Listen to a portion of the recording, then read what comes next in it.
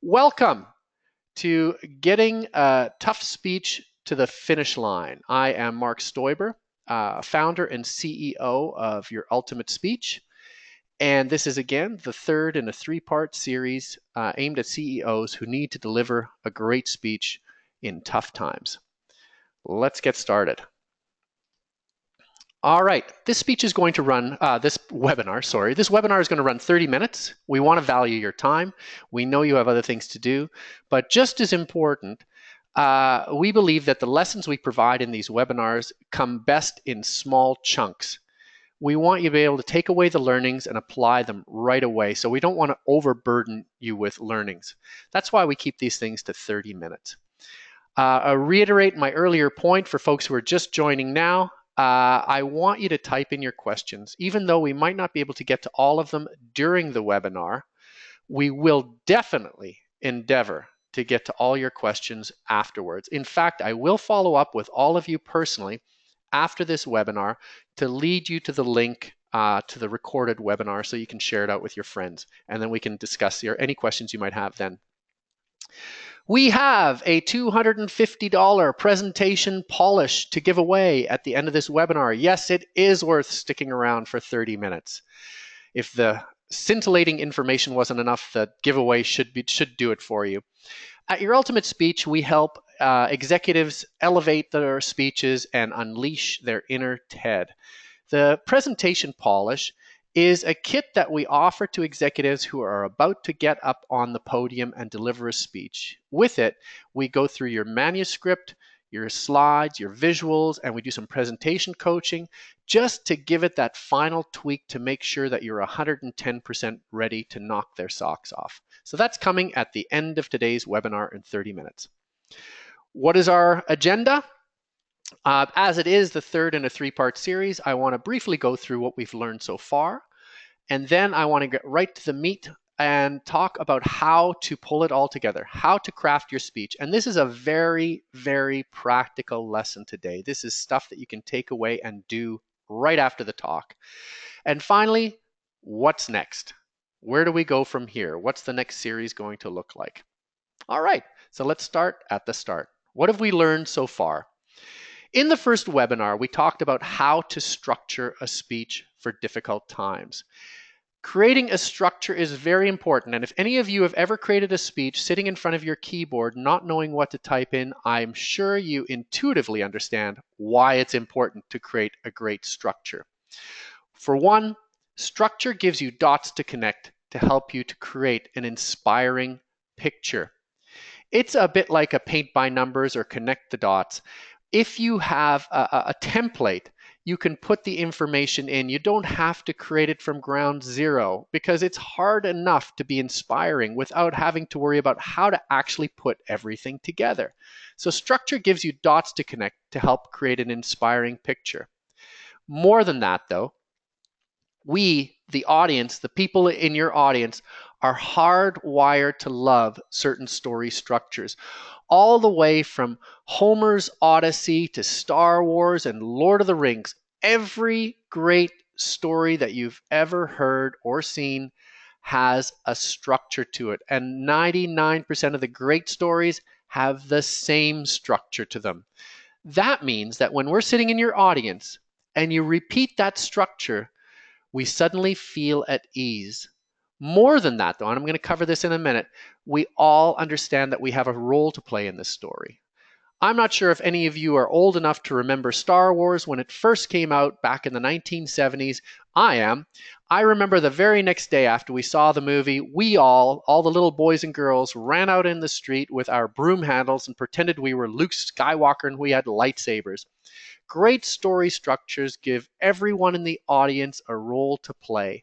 And that is vitally important when you're creating a speech for tough times, because you have to make your employees and your shareholders believe they have a role to play. And if they do play their role, this story will have a happy ending. I went through a number of different structures in the first webinar. I'm just going to go through two of them today. Essentially, they're all kind of the same, which is a wonderful thing. This one goes back to Aristotle. It goes back to ancient times. It's called Freytag's pyramid. A fellow named Gustav Freytag came up with this drawing to document it, but like I said, the structure was actually noted by Aristotle back in ancient Greece. It goes like this. You have an exposition at the very beginning. That means at the very beginning, you're introduced to your main characters, you're introduced to the setting, you get a lay of the land. And then at that little dog leg between the horizontal and climbing up to rising action, there's a thing called the complicating incident. And that's exactly what it is. Think about a cowboy movie. A little town, quiet, peaceful. Suddenly, the bad guys ride into town. That is the complicating incident. We then move on to the rising action. In the rising action, the bad guys take over the town. The bad cowboys, the black hats take over the town. And what's going to happen? Looks like all is lost until we get to the climax. A hero appears, usually an unsung hero, a little hobbit perhaps, or a boy on a lost planet somewhere far away from the action. They appear out of nowhere and they fight the bad guy. We don't know if they're going to win or lose, but they fight. And you know what? They kind of win. They beat the bad guy, but they don't kill him. That leads us to the falling action, the battles that ensue where everybody has a role to play. Han Solo, Chewie, the dwarves, the elves, Gandalf, you name it. All the people line up behind our hero to play their role to help good triumph over evil. And right at that dog leg at the bottom right, you get to the denouement. What happens at the very bottom, you all know the scene. There is the bad guy who has been beaten, vanquished. He's dead, or that's what everybody thinks. At the very end, he comes back, pops up to life, and threatens the hero, tries to kill our hero, and he gets put down permanently. He falls into the pit, falls into the volcano like Gollum. And we know the story is officially over and the good guys have won. And then we go to the denouement, which is, what does the good guy do? Does he get the girl? Does she get the boy? What happens to the wizard? What happens to Han Solo? It all kind of falls into place. And us as an audience feel, aha, we go back to a better place. We go back to a calmer world after this drama. Now raise your hands. Has anybody here not heard of this structure? Has anybody here not seen a movie or read a book that has this structure to it? You have 5 seconds. Just as I thought. Yes, we've all heard this story before. And every good movie, every good book we read has this story to it. In the last webinar, 2 webinars ago rather, I went through this structure and then I went through a couple of structures that are related to it. One which is called Joseph Campbell's Hero's Journey. Very good structure, builds on this. Another one which is a rise, fall, very useful when you have to make many points, and that was used by Martin Luther King and JFK and many famous politicians. Both of those structures were based on this one. I want to cover one more, though, which is especially relevant to executives giving talks in tough times. This is one made famous by investors or by companies looking to win investment money. It was made famous a short while ago by Elon Musk, who was talking about why we have to go with renewable power. In his speech, he went through these points. First, he named the enemy, the fossil fuel industry. And when he described them, it was quite something. It was like you could hear Darth Vader breathing in the background. He really painted them out, not just to be another industry, but to be a really bad guy, a black-hatted cowboy. Then he went on to describe why the time to fight is now. Not next week, not the next generation. We have to beat up this cowboy now. Why? Because if we don't, climate change is going to get us. So there is no such thing as waiting for tomorrow. We have to fight now.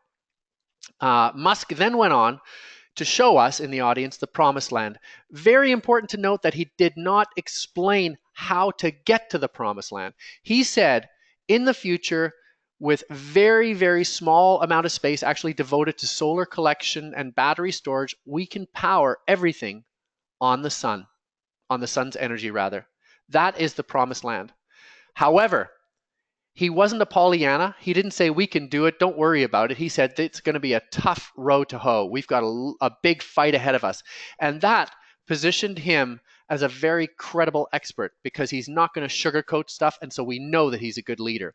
He described the terrible obstacles in our way, and then quickly went on to describe how we together are going to conquer those obstacles. And that's very important because we have to believe that our captain of our ship has a plan to get us to the promised land. We're willing to dig in and do the hard work, but we have to know that there is a way past these obstacles, that it is not a hopeless fight. Finally, he finished off by describing how it's already happening. In his example, what he did, he showed a meter outside the auditorium where he was speaking, and it showed how much power was being taken off the grid, 0, and how much power was being taken off batteries, all the power. Was it a big victory? No, it's one auditorium. It doesn't mean the United States can get powered by solar power. However, it was a symbolic victory, and that's what you need. So this is a terrific structure if you need to set up a speech for troubled times. In the second webinar, we went through how to elevate your speech from the mundane to the extraordinary. Paul Arden, a famous creative director, once said, "Nobody comes to your talk for your words. They can get your words in a document. People come to hear you, to see you, to connect with you, to believe in you." Now, this is a trap that we all fall into as speakers. When we get up on stage, we believe that we have to appear smarter than everybody else in the room because it's a very frightening place to be. You want to protect yourself from looking like a dummy. So we believe that we have to put all the information, we have to put all the graphs, all the numbers from the last quarter. People don't care and they don't remember this stuff. It's been proven again and again. Nobody comes to a speech to read your words on a screen. In fact, give them a leave behind. Very first slide, tell them, hey, there's a leave behind. Don't even bother looking at the numbers I'm going to show, if I show any. Listen to me, because there is something special that happens in the speech. There's you. There's the lights on you. There's the audience. There's the electricity that they throw off. There is the room, the ambiance of the room. Something magical happens. And if you give your audience something to believe in, they will come along with you. You don't need to show them the numbers. To create a visionary speech and not just a mundane speech, you have to give the audience something to believe in. Now, in the last webinar, I went through some examples of how this worked. You have to start with an inspiring story and make it your own. What does that mean? I've told you already that there are a small number of structures that people use to tell great stories. Some of the greatest storytellers have then taken those stories and done incredible stuff with it. You, if you want to do well with this speech, you take that story structure and you own it. Let me tell you what I meant. This was a famous speech given by Winston Churchill. In it, he said, "We shall fight on the seas and oceans. We shall defend our island, whatever the cost may be. We shall fight on the beaches. We shall fight on the landing grounds. We shall fight in the fields and in the streets. We shall never surrender." This was given at possibly the lowest point for the British Empire in the Second World War. They had just lost at Dunkirk. They had been laid low. They thought nobody was coming to help them out. They thought the enemy was impossible to defeat. Churchill gave this speech. However, he wasn't the first person to give this speech. This speech was given hundreds of years earlier by William Shakespeare. If any of you have read Henry V, you know the St. Crispin's Day speech. Everybody in the United Kingdom knew St. Crispin's Day speech. It's a hallmark of British history. And this picture from the Henry V movie where Kenneth Branagh plays Henry V, it's incredible. It is so rousing, but the beauty of it is that if you overlay Winston Churchill's speech over Kenneth Branagh's speech, you'll see they're the same thing. Kenneth Branagh, the British Army, about to be defeated by France, vastly outnumbered, starving, demoralized, haven't been paid in months. We have to rally together to fight the enemy because it will make us immortal, and all of you have a role to play in this victory. And that was Winston Churchill's speech and William Shakespeare's speech. Take a great structure that everybody's familiar with and make it your own. So that takes us to today. We've gone through how to structure a great speech according to some very, very good simple models. And then 2, how to elevate your speech from the mundane to the extraordinary. Today, I want to finish off on some brass tacks because you're sitting here with all these big ideas and you're going, now, what the heck do I do with it? I'm sitting in front of my keyboard. How do I actually put it all to work? Well, I'm going to tell you, the first thing you should do is put away your computer. This is all about Post-it notes. I put a Post-it note up here on our computer screen because that's exactly what I want you to do after we finish our webinar today. I want you to write down a big idea for your speech. Now, I'm going to go through, just by way of example, I'm going to go through a speech that I gave just a couple of weeks ago. It wasn't a speech for troubled times. It was a marketing speech to people on how to do bootstrap marketing properly. Bootstrap marketing, if you're not familiar with the term, is marketing with zero to no budget. Okay? So you start with your elevated idea. In my own case, the elevated idea was you need to have a big brand idea before you start bootstrap marketing. If you bootstrap market without that big idea, you're lost. You're wasting your non-existent budget. Then you move from that big idea to a beginning idea, a middle idea, and an end idea. And again, these are things that you write down with a Sharpie pen on a Post-it note and you hang them on the wall. In my own example, my beginning idea was technology makes bootstrapping too easy, even if we don't have any ideas. It's way too easy to bootstrap with no ideas given today's prevalent technology. That then I explored in the middle, and the turning point, remember that peak of the pyramid, Freytag's pyramid? The peak where I turned the tide was how to create a big idea. That's my middle thought. All right, so now I've gone from showing you the bad stuff to here's how you're going to save yourself. Big idea, that's my middle thought. And from then it went to falling action. I just showed when you create a big idea, here's all the wonderful things that can happen. And my closing thought, the stuff that I wrote into the sunset with, was how to create great bootstrap marketing from your big idea. So that was my structure, very simple. 3 points, and I then went on to just basically fill in the blanks. So this is what this looks like. I have my beginning, my middle, and down at the bottom right, I've got my end. And then all I do, I put down points that put meat on the bones. So all the points that take me from the beginning to the middle and from the middle to the end. In my own example, I'm going to cover the points that I went through to take me from the beginning, which is technology has made it too easy, all the way to my climax, which is you have to create a big idea. These are the points that I put in.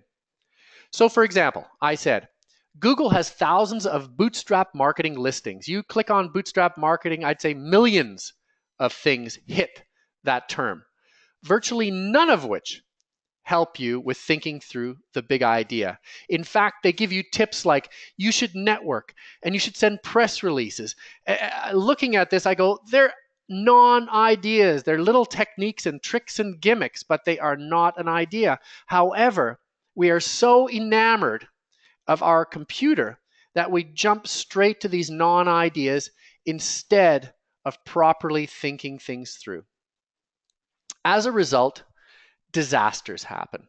I gave a couple of examples of disasters. One was the Kenneth Cole debacle during the Arab Spring, where Kenneth Cole managed to get a hold of a Twitter account, and he put a tweet out saying that all the people in Egypt are rising up. They must have heard about our online shoe sale. Well, Kenneth might have thought that was funny, but it ended up costing his company millions of dollars in spin and damage control. And that's what happens when you turn on the keyboard without thinking through your idea first. All right? So it's vital that when you're doing this, that you turn off your computer, put Post-it notes up on the wall, and actually go through, here's the big idea, the thing that I want to convey, my point, the reason I'm up on stage for, and very rapidly go from, okay, what's the beginning thought, the middle thought, and the closing thought, and then you put meat on the bones to reinforce your points and make this a full, interesting speech. We're not done yet, though. One of the things that I discovered is that this isn't a profound thought, but when you're up on stage, it is an extremely unnerving experience. Now, it is doubly unnerving if you're an executive standing up in front of demoralized employees and frustrated shareholders. And it is very easy, given how nervous you are, to forget some of those brilliant points that you're trying to make.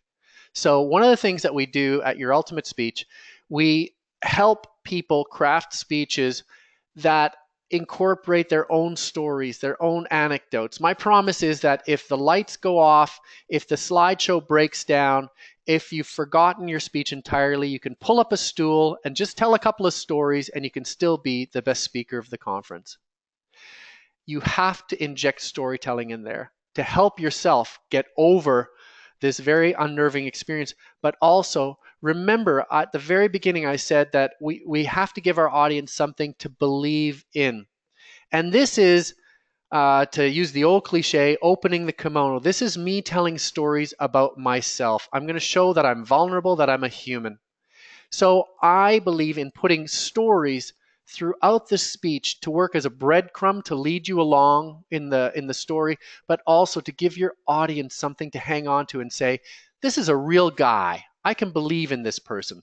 So for example, a story to start me off. Then we have maybe another short anecdote that comes right before the middle of the speech. Finally, we're going into the battle, the climax, and we have a story to lighten things up and make us laugh, lift our mood if we're feeling down. And finally, we have a wonderful story to send everybody off with. So in my bootstrap marketing speech, I used a few stories. The first one, which was a zany story, I just got up on stage without any sort of preamble. I just started telling a story about a bootstrapping idea that involved dog treats, radio station, and a stuffed kitten on a fishing pole. It was a hilarious story. And it was, more important, it wasn't just a story. It was a story that was extremely relevant to what was about to come. That is, that with a great zany idea and very little budget, you can do wonderful things. That was the whole point of the story. Halfway through, I went through another story, which is about a creative director who hires young people, and these young people have no patience. He calls them the yuckies, the young urban creatives, and he has a laugh about them because he says they believe that every idea will be gotten just by hitting go on a computer screen. And that's not true. This story was to illustrate that this isn't just about young people, the yuckies, it's about all of us. It's symbolic of the impatient, no idea people that we've become. We've become so hooked to technology that we believe technology will come up with ideas for us. Finally, I finished off with a number of stories. When you have a great idea and you put some great execution to it, you can have terrific bootstrap marketing. And I finished off with one of my own stories and sort of the behind the scenes look into how we created that idea, just to show everybody that, I'm up on stage here. I'm supposed to be the expert, but you know what? This isn't easy. I had a tough time doing it too, but we came up with something great. I told the story, the behind the scenes story of how it happened. Now, these three stories, I could have just gotten up there and told those three stories and had a good speech. What they did, they calmed me down. They let me know it was going to be okay. They actually triggered the rest of my points. But just as important, they let the audience know that this was a real guy who had real experience. They knew the captain who was telling us all this stuff, kind of knew how to navigate this ship. So that brings me to my next point, slides. And I'm of two very distinct minds when it comes to slides. First, in my bootstrap marketing speech, I used lots of slides, fun slides. I used this slide, for example, when I said we have no patience. We're like the squirrel in Over the Hedge who is ADD and permanently wired to speed. This squirrel was crazy. Now, that's a very fun visual to use in an audience that's looking for marketing ideas. It's not such a great idea to use that visual when we're talking about things like downsizing. In fact, it can be plain old bad taste to use visuals, no matter how well-meaning, when you've got really bad news. Because visuals, yes, they're there to punctuate and enhance your point, but it's easy to see visuals as entertainment. So when do you use visuals? You look at tough speeches that executives gives, or I look at things like the State of the Union address by the president.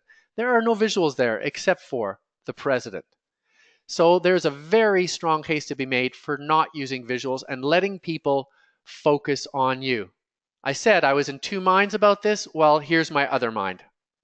It is possible to create extremely powerful visuals if there's a strong idea behind them that conveys tough, bad news. Now, here's a great example. Everybody remembers an inconvenient truth, and everybody remembers the hockey stick graph.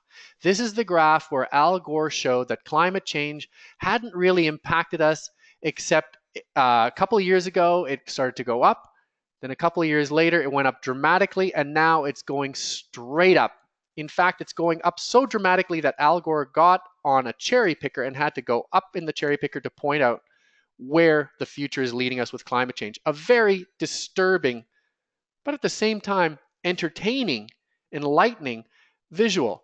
So when you're thinking about, I have a tough speech to make, do I or do I not use visuals? Think about Al Gore's hockey stick graph. If you use the right one, it will work. If you don't use the right one, it could seriously undermine your message. How are you going to know what's right and what's wrong? Takes me to my next point. When I was working in advertising at a company called Palmer Jarvis DDB a few years ago, we implemented a system called peer review, where you invited everyone from the lowliest intern to the CEO to take a look at your work while it was still in Post-it note stage. They looked at it, and anything they didn't understand, they told you, and stuff they loved, they told you, and stuff they thought was missing, they told you, and you gathered all their comments together, filtered through the good and the bad and the ugly, and then used them to make yourself better. I believe it is absolutely imperative, especially in a tough times speech, to get some feedback from people. This is a team sport, people. It is not a solo act. And by getting unvarnished commentary on what people think works and, more important, what they think stinks, you're going to make yourself better. Finally, it certainly doesn't hurt rather, to get some professional coaching. Coaching doesn't take a long time. It could be 1 hour. If you know a coach, great. If you don't, give me a call. I know a few. But it really, really helps to get somebody looking at your delivery. Remember I said before that it was so important that you actually look like the captain of the ship? So many times what we say and how we behave are in conflict, and it undermines us. That's what you need a coach for. My final point, the one I'm going to leave you with, is believe. I just talked about coaching will help you if there's a disingenuity between what you're saying and what you're doing. It will help overcome that and bring you together. At the core of it, though, if you want to succeed creating a tough time speech for your company, you have to believe in what you're saying. Like Elon Musk, you have to believe that there is a promised land.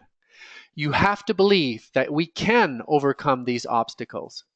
And you have to be able to demonstrate and bang your hand on the table and say, this is true, that it's already happening. We are turning this corner. Because if you don't believe in an organic setting like a theater with audience sitting there, that electricity, the lights on you, if you don't believe, it's going to show, and people are going to smell the fear, and you will have lost. And that takes us to the end of this 3-webinar series, How to Create a Tough Times Speech. What next? Well, I'll tell you what next. I'm going to be doing an ongoing series of webinars. I am hopefully going to be able to keep up this punishing rate of 1 a week or 1 every 2 weeks more realistically. And I am going to be polling all of you on subjects that you think you would like to hear about, things you'd like to have me explore that would add value to your business. So when I write to you, don't be surprised if I ask you, what would you like to see me talk about? How do you think I could help you with lessons on how to create a better presentation or a better speech?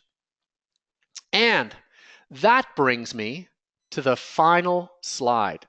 The $250 presentation polish giveaway goes to Diana Fairthorn, one of the first people to sign up, or the first person to sign up for the webinar today and to come aboard was Diana Fairthorn. Diana, I am going to be getting in touch with you. Can you just raise your hand to tell me? You heard me? Yes. Oh, that hand went up very quickly. Thank you, Diana. I will be getting in touch directly with you to talk to you about your presentation polish giveaway. And that brings us to the end of today's talk. I'd like to thank you for tuning in. If you've got any questions, and more important, if you want to peer review my performance and tell me what you liked and what you think I could do better, please do drop me a line, mark@yourultimatespeech.com. Thank you very much and have a great weekend.